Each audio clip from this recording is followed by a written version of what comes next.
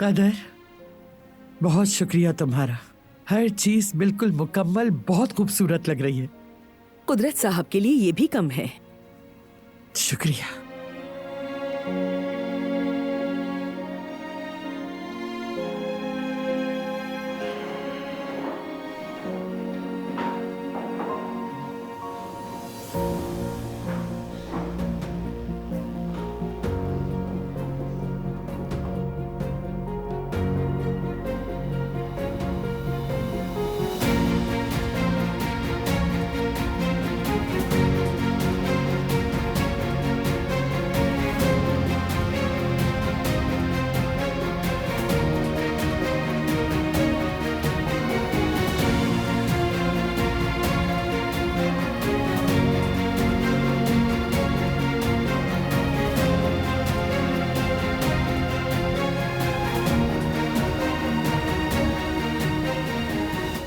बाबा,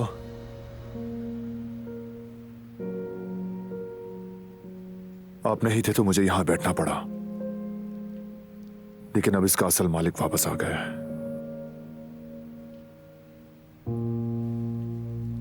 बैठिए बाबा।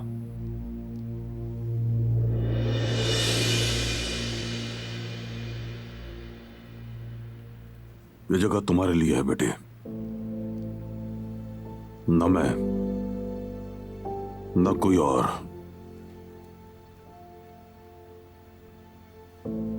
इस कुर्सी पर सिर्फ तुम बैठोगे। जैसा आप कहें बाबा।